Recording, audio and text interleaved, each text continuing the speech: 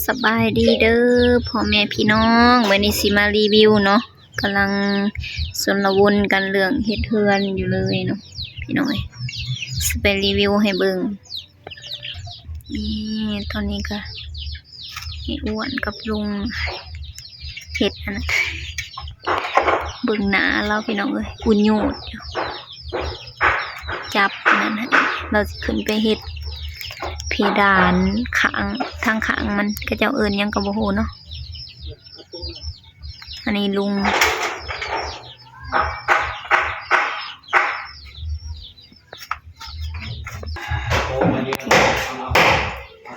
มันตอนนี้กระปูแล้วเรียบร้อยเนาะเอาออกจนเบิดตายเติบอยู่ใช้ไม้ดอกมันใช่เนี่ยลุงกำลังหมุนนี้เบิด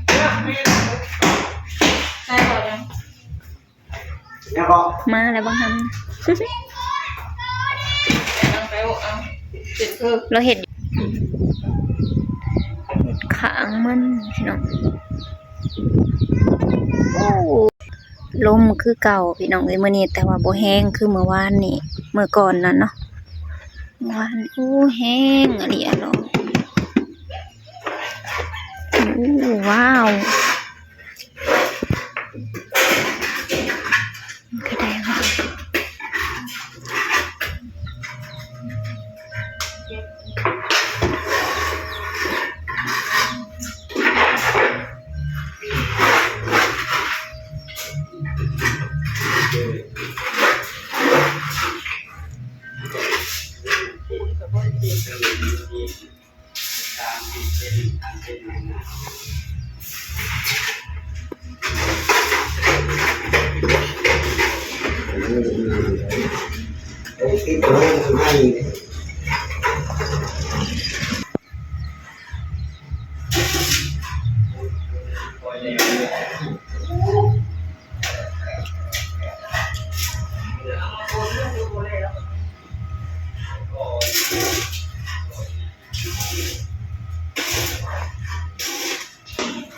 ห้องนี้แล้วแหละพี่น้อง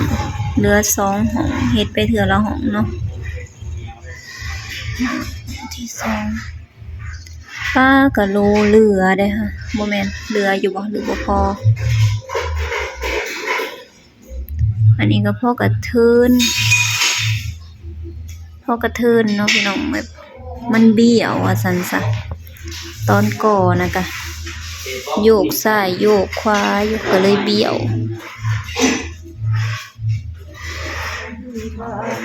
นั่นก็น่าสิได้โบกเบิดแทน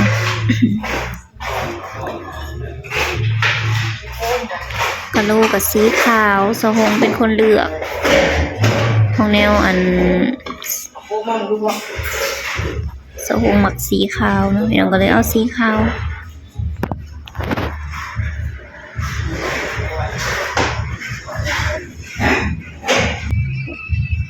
ขี้ฝุ่นพี่น้องทางนั้นก็เป็นงานดองเนาะดองอ้าย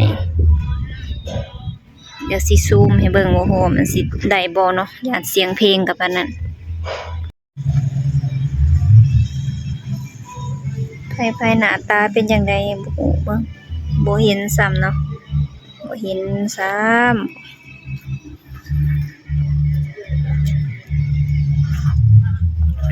ำดองนี่ก็ปูน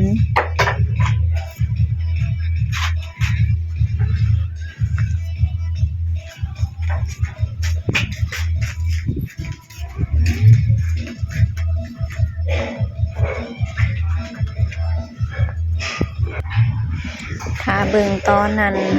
เป็นรูปเป็นร่างแล้วก่อนเนาะพี่น้องเพราะว่าตอนนี้ก็บ่ทันแล้ว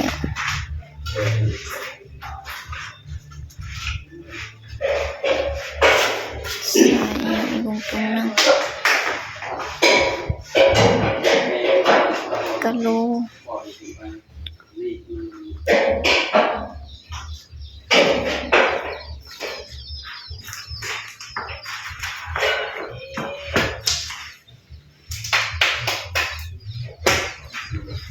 ทางนี้ก็เบี้ยวคือกัน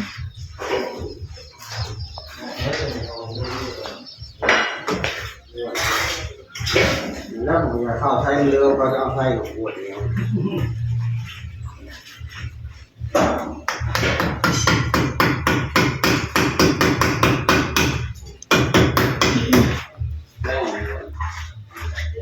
การนี่คนบนนอนยังไหนการ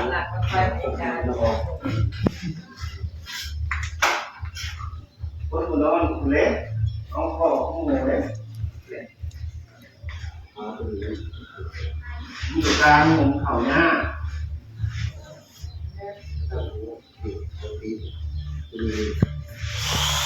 เป็นการอยู่ต่อ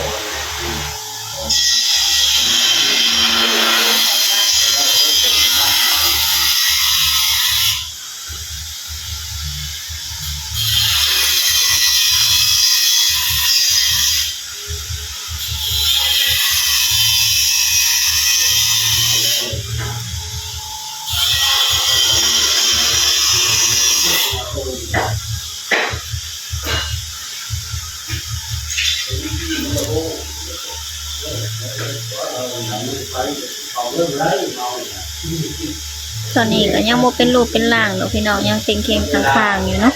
ถ้าเบิ่งตอนแล้วพุ่นแหละแนวใดก็จักสิเป็นแนวใด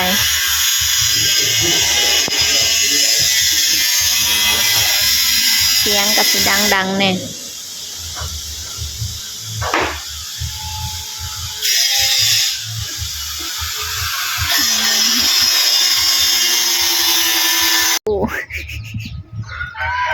มาทางนี้ก็ได้จะปีนพี่สั่งเอามาเอาไว้ว่าเพิ่นไปเอาลูกเพิ่นคือ มาออกมาเขาไปเห็นยังมาออกมาถือให้น้องถืออันหนึ่งครับออกมาปีนเข้าไปเห็นยังระบาดนี่เอาเซ็ต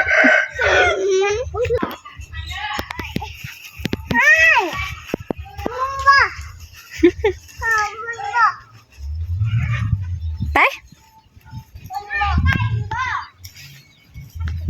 ญาติกันเอียงก็ได้ ให้บอกให้ได้ลูกชายดังนั้นก็ตีกันอุบอับเนี่ยอันนี้ก็ขัวเองหอมหุยอันนี้ก็เทียมเจียวนะพี่น้องเพื่อสิเฮ็ดเฟอสิได้ปะลุงเบิ่งหมอก่อนหมอหูขาดไปใส่ป้าต้ม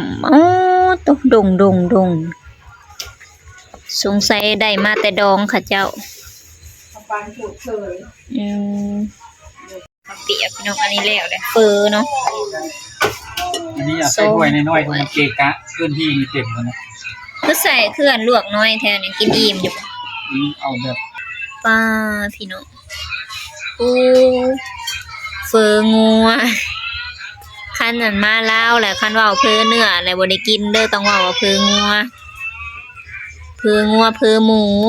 ของฝ่ายของเจ้ากับของมหาบอกข้าวต้อทองประเดะตัวนี้ตัวน้อยลวกนะแม่นี่พดดงอยู่ให้สิลวกกะไอเตี้ยลวกเอาไหมยังบ่หอดคิวมีเส้นข้าวเปียกน้ำตะกี้ว่าโอ้ยสิบ่มาดอกว่าคันอันนี้พัดโทรไปก็เลยมาซะของได้ยังลมอยู่เนาะลมโอ้ยเด่นน่ะลมบักแห้งๆแล้วก็มีวุ้นเส้นน้ำเนาะวุ้นเส้นจะสิใส่อยู่บ่ใส่ได้สิตั้งเขาเองเนาะอันนี้เป็นยอมันขาดเนาะบ่ทันสุกลูกชิ้นยอขาวรัวก็จะเอิ้นได้ว่าอันนี้ต้มเส้นเฟอพี่น้องอันนี้ก็น้ำลายโพดหอมบ่โพดอันนี้มักเผ็ดเจียวเนาะเฮ็ดเองพี่น้องเรียบร้อยมีแต่ไปปรุงแล้วก็กินได้เลยบัดหนาเป็นยังหน้าผากกระแป้วตอนนี้กำลังสิเฮ็ดให้ลูกชายละคำแพงอีแม่ จักสุกบ่สุกลูกซีน กินเลยนะ ทางลูกซีนน่ะมันสุกแล้วเขาอันเฮ็ดแบบสุกแล้วเขาก็อันนี้อย่าพาวฮะโหลดบ่สุดยอดไปเลยทูปลาลุงแน่ทุบทูอีกบัดนึงอ๋อเป็นไรก้าวเก็บแล้วแม่สิให้เป็นไดของไผละทวนๆอยู่นี่เซสามซ่าใส่เบิ่งในหัวเข่าเป็นบาดนะเบิ่งในหัวเข่าเป็นบาดนะเจ็บบ่ฮะหนาวบ่คือใส่เสื้อซ้อนกัน ร้านที่นี่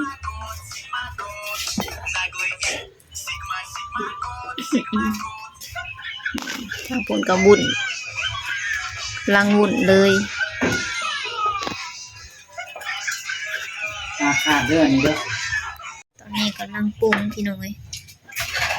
ใส่ตามใจหมักเนาะอยากหยังก็ใส่ไปเลย ใส่น้ำตาล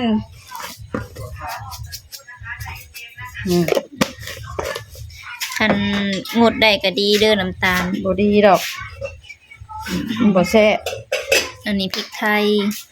กับนัวกันแห้งใส่ลายนี่ ผู้ใดบ่มักก็คิ้ว ต่างกันบ่ได้กินหลาย ๆขลุนบัดนี้ก็ได้เอาพริกซะแหละ ใช่ดิ อันนี้เด้ อันนั้นแหละพริกกับกระเทียมเจียวต่อไปบ่เผ็ดก็เอาพริกป่นใส่อีก พริกป่นแล้วก็คนไทยผู้หนึง กระไทย ไทยก็สิเป็นยังว่าพริกยังจะพริกมุ่น พริก เห็น ขัว ว่ากูเป็นคนลาว บังเอิญพริกขัวคนลาว เป็นบ้า โอ้ขาไทย เจ้าเป็นผู้ไทยได้อเอ้ยเจ้านะ เว้ยไทยสีต่อ ลูกสิ รู้เรื่อง ก็ไม่พูดบักเตี้ย หมอ อยากเล่าคำบักเตี้ย รู้เรื่องนะ กูลืมมันมึงซอยซีนใส่เตี้ย แต่ว่ายังลายอยู่เนาะหยอกเราซื่อ หากบ่แซ่บดอกมันหยาบมึงกินบ่ได้ดอกบ่ใส่ก็จ้ะกินลูกซีนแล้วคือถือแบบลูกซีนแหละ ๆมันจังอิ่มไว้ เดี๋ยวมาตัวนะผม ชื่อบ่ต้มเปื่อย ชิวเขียวห้อง ซิมแซ่